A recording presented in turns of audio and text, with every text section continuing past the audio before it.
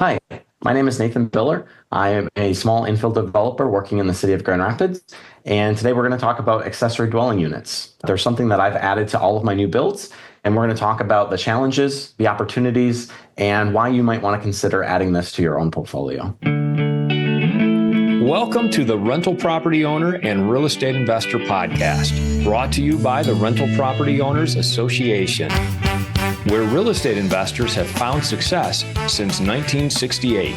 I'm your host, Brian Hamrick from Hamrick Investment Group.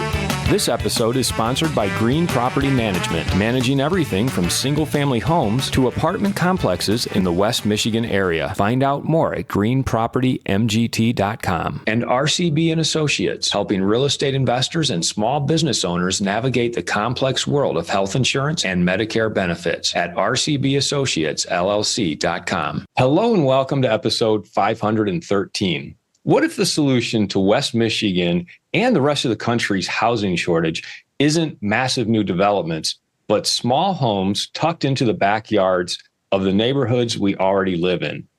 I'm talking about accessory dwelling units, or ADUs for short. And my guest today, Nathan Biller, is working to make them a reality. As an accredited ADU specialist and co-founder of My Backyard Build, Nathan has already built his own ADU, permitted several more, and is now constructing his second. He also serves on Grand Rapids ADU Task Force and Planning Technical Advisory Committee, helping shape the future of housing in our community. Nathan, welcome to the show. Thanks for having me, Brian. Tell our listeners a little bit about your background and how you got involved in this ADU movement. So I've been a small infill developer in the city of Grand Rapids since about 2009. I started off buying houses, rehabbing them. At that time, it was a lot of just single family homes. There were good deals out there, and I kind of took advantage of those deals and helped to kind of build my next. In 2017, I kind of stopped building or stopped investing in single family homes because the numbers stopped working, and transitioned into more duplexes. And I transitioned from remodels to brand new builds. ADUs are kind of an extra way to sneak an extra unit in to a normal duplex or single family home. They have some interesting zoning rules where they basically exempt themselves from density requirements. They're treated differently than primary structures in terms of setbacks, where you can place them on their lot, and completely skip over whatever the density limitation. Normally, you can only have, in Grand Rapids, you can only have one density or one dwelling unit per 2,000 square feet of lot space. And that means normally you're limited to two. This allows you to have three. So I've started, it's kind of my new standard to do a duplex up front and then an ADU in the back. So Nathan, just describe what an ADU actually is. What do you mean when you say ADU? Other common terms for this would be a granny flat, a mother-in-law suite, a carriage house. Those things all describe accessory dwelling units. And to kind of break that down, I mean, a dwelling unit is really as simple as just another place to live. Betty and Franny would define that as a place that has a living area, a bedroom or a sleeping quarters, a bathroom and kitchen. So you've probably seen people that have like pool houses, and those usually they won't have like an oven. So they're not technically a dwelling unit. ADUs are just another unit on a property. Is there a size limitation? Like, is it more studio apartment size, efficiency size, or could it be like a 3-bedroom ADU? So it differs by municipality. In Grand Rapids, the maximum size of an accessory dwelling unit is currently set at 850 square feet, and the maximum number of bedrooms you can have is 2. In most cases, the size of the average Grand Rapids lot, your typical max size is going to be 832 square feet. In some cases, you can go a little bit higher. In some cases, you're forced to be a little bit smaller than that. You understand the Grand Rapids rules, and we're going to talk about your participation in those rules. But what you're talking about with ADUs applies across the country. I mean, you see this happening a lot in California and other states, but I want our listeners to understand, no matter where you are, ADUs may be on the table and might make sense from an investment perspective. Nathan, where are you seeing this employed successfully around the country right now? There's a couple hotspots. You mentioned one of them, which is California. In the last, 10 or so years, they've built above 80,000 units, accessory dwelling units. Denver has legalized them, Portland, Seattle. A lot of these places are areas where housing is exorbitantly high. I know many people in Grand Rapids consider Grand Rapids housing prices to be very high. When you look at that in a national perspective, they're actually nowhere near where those places are. So if Grand Rapids doesn't have a ton of ADUs, I don't see that as a huge problem. That means that we've made other changes to address housing shortage, and you may not need to build this type of unit, but it's kind of like it's a safety release valve. If you don't solve it anywhere else, you're going to get a ton of ADUs. But a lot of those states that have seen this proliferation have made state level changes so that they basically force local municipalities to change. In Michigan, we've seen no state enabling legislation, so it's just city by city. There are definitely other cities in Michigan. I believe Ann Arbor, Traverse City, Holland, Muskegon. There are other areas where you can build ADUs legally, but the challenge is that all of the zoning regulations are local, so they're all slightly different. I definitely know Grand Rapids is the best. Make the argument to investors as to why they should consider putting an ADU on their properties. So I think it's a pretty simple case of math. Everybody is likely familiar with the 1% rule, which basically says if you want an investment to cash flow, you need to be able to get at least 1% rent, 1% of the purchase price as rent each month. ADUs come very, very close to that, and sometimes they exceed it. It just depends on the type of ADU that you build. For a detached structure, which is what I have been focusing on, you might spend $180,000 and you'll be able to likely get $17,000 to $20,000 a year. So it either meets or slightly exceeds. It's very close to the 1% rule. You also have a couple other things that reduce your risk. If you already rent out a house on this land, you already have a really good sense of the types of tenants that are interested in this type of property. You already have a good idea of how difficult are these to rent? What kind of price ranges are you able to get? How long does it take you to secure a tenant? Those things are really important. Anytime you're doing a pro forma, a lot of times you're guessing with those things. In this case, you have a really good educated guess. So as long as you know how much it's going to cost you to build and you know what you can make as a return, you can make a really well-informed decision. You also don't have any incremental cost of land. For anybody who's built new land, that can often be a significant piece of the overall puzzle. In this case, that goes all the way to zero. To speak to our investors out there who own a property, does it have to be a specific type of property? How much space do they need to have on that property to add ADUs? I mean, what should they be considering to even know whether this is something to pursue? So one thing to say is that it is legal by right in any single family or duplex property in the city of Grand Rapids to build an ADU. Whether or not you have room for it depends on the type of ADU that you're going to build. So I mentioned detached structures in the back. That's kind of what I've focused on. But you can also do a basement conversion. You can do an attic conversion. You can do an addition to your current house. All of those are possible. So I would honestly, if you're building a brand new house in the city of Grand Rapids, there's no reason why in my opinion, why you wouldn't want to build an ADU into that structure somehow, whether that's purpose built in the basement or an attic addition. I think everyone can do it. And I'll clarify that the planning department views ADUs differently than the building department. So ADU is a zoning term. From a building department perspective, if you build a single family home with a basement ADU, they would look at that and say, that's a duplex. So that's kind of how I look at that. And I'm unsure exactly how banks consider it. Some of them might classify it as an ADU, others might classify it as a duplex.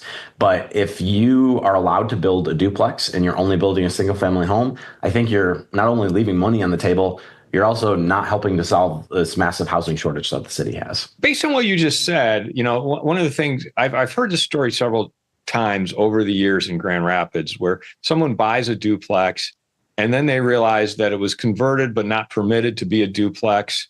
So it's really technically a single family. Is this now a way to turn it back into a duplex by just calling it an ADU? That gets you along the path. It's not just as simple as saying it's an ADU. There are building code requirements that you need to meet in order to classify it this way. So just like a duplex would require a 1 hour fire rated wall separating anywhere the two meet, you need to do the same thing here. So there is a lot of housing stock in the city of Grand Rapids that is grandfathered in as a duplex that doesn't have any of this fire separation. And you don't have to bring that up to code unless you start doing large remodels.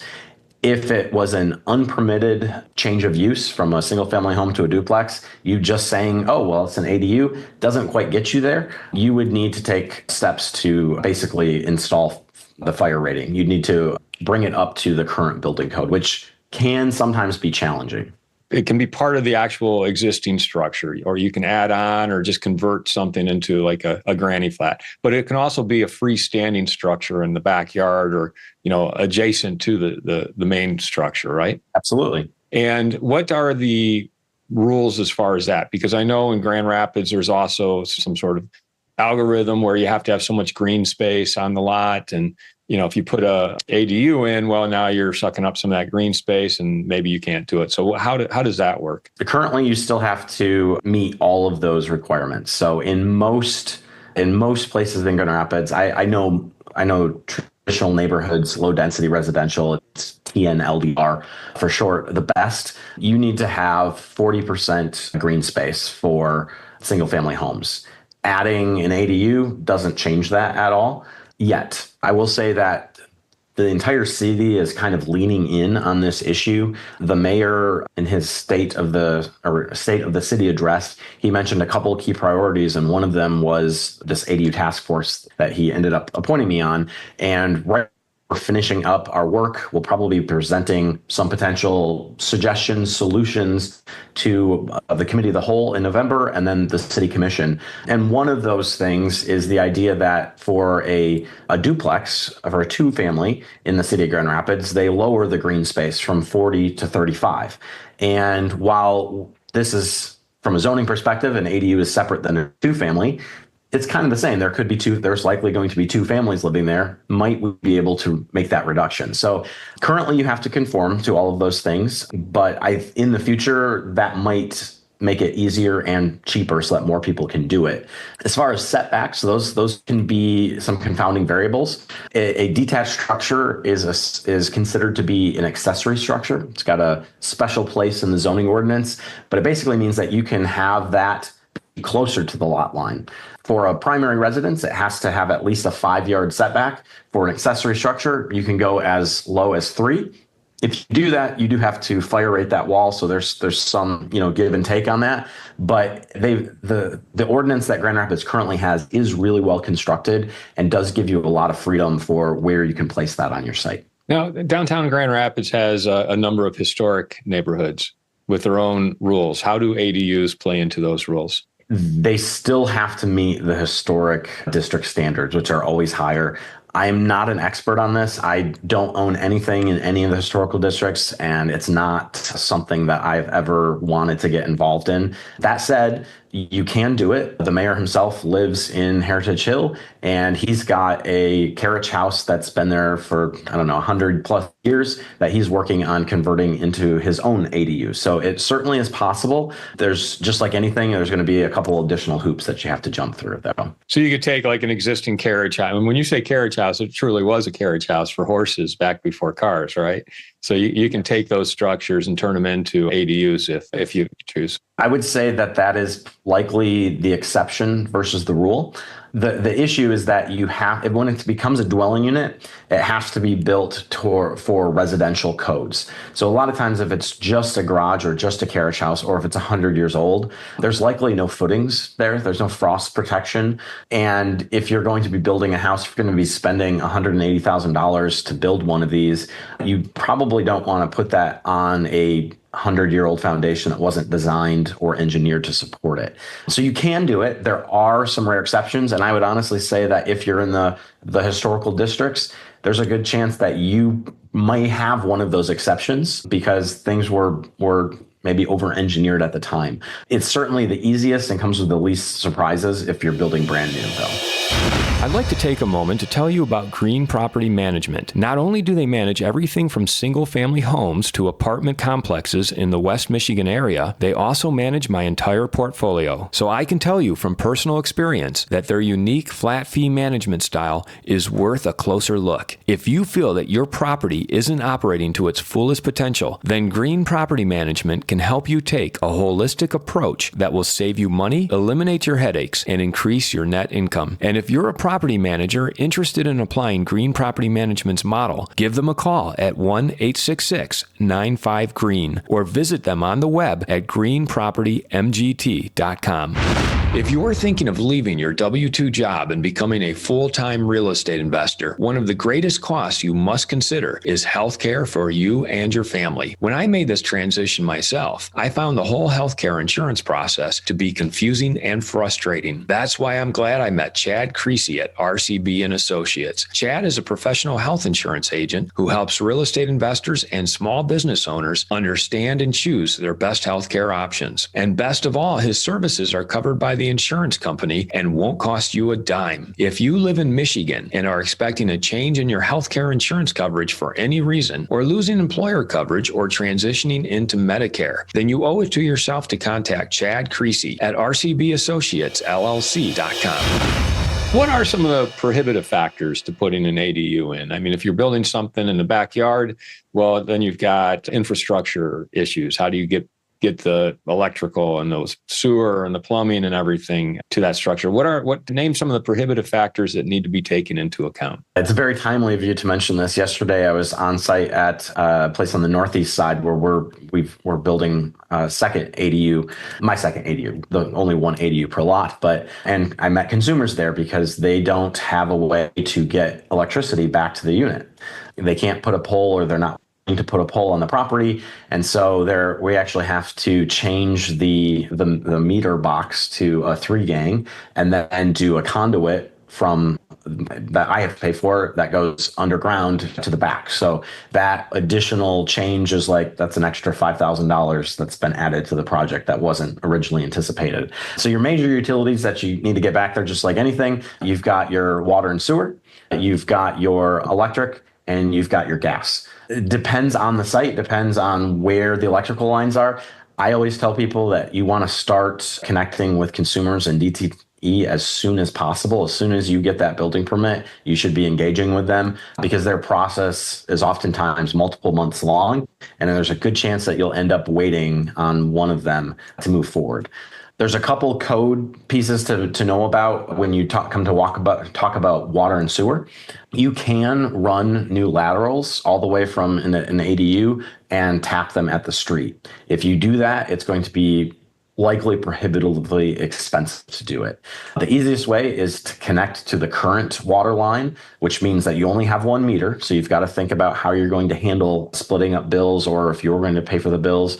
And as far as sewer connections, there's a Michigan plumbing code that basically prohibits one building's sewage from being flowing through another one. So you can't connect directly to it in the building. The cheapest way that I've found to do it is you run it along one of the sides, and then you Y into it in the front yard before it hits the lateral. Now, depending on the age and condition of your sewer line or your water line, that might be something that you just want to upgrade. But if it's a relatively new construction, just Ying it is going to be the cheapest option. What about neighbors? Do you have to worry about the neighbors telling you they don't want you to do your ADU? From a technical standpoint, the answer is no. From a good neighbor policy, I think it's good to let them know what you're going to be doing so you can explain away any concerns, or at least try to ameliorate them as best as possible. One of the big changes of the zoning ordinance that happened last April, a year and a half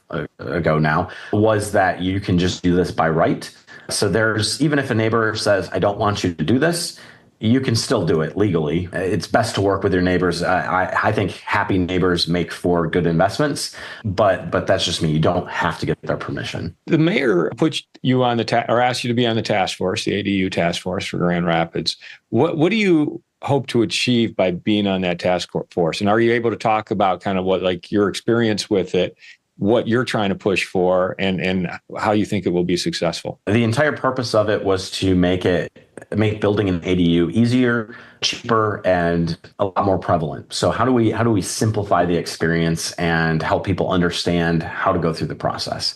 It's been just about 6 months now. We've spent a lot of that time kind of level setting, making sure that everybody on the task force has the right knowledge. So the city assessor, or I'm sorry, the city assessor came and explained, how does the tax bill work with ADUs? We have folks from the building department come, we have folks from planning come, we have experience on there from the financial side of things. And the last few sessions have been the ideation sessions. I have a whole list of ideas. Some of these are mine, some of them we've borrowed from other people.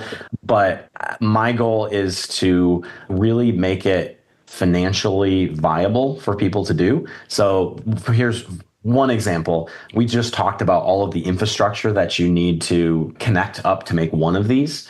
If you allowed dual ADUs, you now can amortize all of those expenses, which are not really going to increase by much, over 2 units instead of 1. So allowing that would certainly make things easier. And from a financial perspective, if you do 1 2-bedroom, that's 850 square feet, or you do 2 smaller ones, 2 studios or 1 beds at 400 square feet, your costs are probably not going to increase all that much, but the amount of rent that you get out of those units is certainly going to change in a very positive way for you. So it makes it financially beneficial for people to do. So that's one of the ideas. The others kind of come from my practical experience as I've been building. So, for example, you have a pretty limited floor plate that you can design with. So mine were 832 square feet was the maximum that I could build. Now the challenge is I didn't want to lose parking. So this is a second story. It's built above 3-stall garage. So you need to have some way to get up there. Now the best way in my opinion is an internal staircase. It's nicer for tenants. It's easier to maintain. It's not going to be a slipping hazard in the winter. The challenge is if I need to devote square footage to a staircase, well, that's like 10% of my entire allowed square footage goes to a staircase. So instead, I built this on the exterior, which is it's not a great solution. It's for tenants. It doesn't look as good. It's not as polished. And the only reason why is because we don't specifically exempt staircases from that qualification. I've always built the staircase on the exterior. I would love to incorporate that into the building. And we could just exempt staircases from the allowed square footage, or we could just increase the amount of allowed square footage. So it's kind of these practical things that the people designing the ordinance might not have just thought about. It's likely not something they deliberately did. It's just something that got overlooked. So it's kind of cleaning up that ordinance and making it even better. So it's good to have you on the task force because you've built ADUs. You kind of understand what the on the ground reality is. What is the typical cost? And of course, we're talking the Grand Rapids area. I'm sure it's more expensive in California. But what is the typical cost to put in an ADU? And is there financing available to do so? It depends on the type that you're going to do. And I will say I'm most knowledgeable about doing a detached structure, specifically above a garage, because that's what I built. My all-in costs for that were about $180,000, and that's with me paying myself to do the work. So if you're willing to do it yourself, you can probably get it less than that. Obviously, if you don't do a garage and it's just a structure built directly on grade, that's going to be cheaper. I will say that in Denver, we went and saw about 10 of them, and not a single one had been built for less than $300,000. In Grand Rapids, I think the most accessible is probably going to be a basement followed by an attic conversion. My guess is that you can spend somewhere between $70,000 and $80,000 to make that happen. Those are somewhat of guesses because I have not done that myself. If you do an addition, you're probably going to be somewhere between $100,000 and $150,000. Plus or minus $25,000. A lot of it depends on site conditions and who you get to do the work. And what about financing? Is it available? I mean, do banks lend on this type of thing? There's not a great solution for that yet. There are banks who are interested in lending, but there's not really developed programs. So honestly, the easiest way to do this, the way that I see most people doing it, the way that I've done it, is through using HELOCs on other properties that I own, whether that's a primary or a rental. There is one good product that I can recommend, which is from Huntington. They've got an unsecured line of credit. So HELOC is obviously secured by a house. This unsecured one basically means there's no assets that you have to pledge. It is based on your credit score. I think you have to have a 740 or above in order to get it. It's a slightly shorter term than normal HELOCs, but it's a way to get up to $100,000 fairly easily to unlock this. The city is exploring some options, considering maybe doing some sort of backstop where then other banks could lend on their portfolio products to do this, but that's still a bit messy. It's still in development. Well, let's say you get a HELOC or an unsecured line of credit and you do the work, it's done, and then you go to refinance. Do banks then recognize it and acknowledge that income and the fact that you've improved the property and then base the new refinance loan on that? Yes, conditionally. If you have experience as a landlord or real estate investor, they're going to be much more likely to do that. If you're a homeowner and this is the first rental that you're doing, they might be a little bit less likely to do that. So it's going to depend on the person. You can do that refinancing. Banks, the challenge for banks is that loans are lent based on the property, not on the building. And so when you add an additional building, if you've already got a loan on that property, while they're happy to incorporate that, for a lot of people who locked in rates at 3-4%, it oftentimes doesn't make sense to do that refinancing. So that's why the HELOC works better. That said, if you're doing a new build, and you're a real estate investor, they're going to look at it the way that you would evaluate a multifamily property or a duplex, and you look at what does the rent support it. So DSCR loans can certainly work in this. You just have to be a little bit creative, and most real estate investors are really good at doing that. Nathan, is there anything else about ADUs you want to make sure you convey before we wrap up this conversation?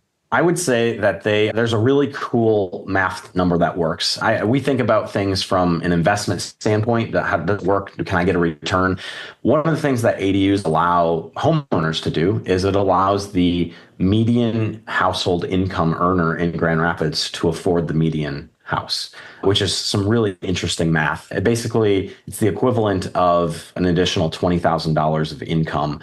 So the numbers on ADUs really support their development, and it's only going to get better as time goes on. Tell our listeners how they can find out more about ADUs, find out more about you, get a hold of you. And I think you've started a business to help. I started My Backyard Build. It's MI like Michigan, and then Backyard Build. So mybackyardbuild.com. We've got sample plans on there. There's a few different blogs that go into all of the zoning rules. Otherwise, you can definitely tune in to city commission meetings or show up at those events to hopefully support making this even easier, cheaper, and better for Grand Rapidians. How are you using AI in your business and your life? I like to use AI quite a bit, but I always try to start with my own work. One of the things that I do a lot is if I'm going to speak at a city commission meeting, you only get 3 minutes. And when I typically write something out, I might have 10 minutes. I'll oftentimes ask AI to tighten and clarify my points and keep it within 3 minutes so that I can actually get through the entire thing. Thanks for coming on the show today to talk about ADUs. I mean, it's a great topic, a great solution, one of the great solutions to the housing crisis that we're in, providing more housing. And it does seem like a potential new revenue stream for investors who own existing properties and want to add on to them. Yeah, you've done a great job explaining it, and it's been a really enlightening conversation. So thanks so much, Nathan, for being here today. Thanks for having me. I want to thank everybody for listening to this episode. I'm your host, Brian Hamrick from Hamrick Investment Group, and you can find out more about me by going to higinvestor.com. That's higinvestor.com. This episode was sponsored by Green Property Management, managing everything from single-family homes to apartment complexes in the West Michigan area. Find out more at greenpropertymgt.com. And RCB and Associates, helping real estate investors and small business owners navigate the complex world of health insurance and Medicare benefits at rcbassociatesllc.com. You've been listening to the Rental Property Owner and Real Estate Investor Podcast, brought to you by the Rental Property Owner Association. You can find out more at rpoaonline.org. If you enjoyed this podcast, please go to iTunes to subscribe, rate, and review.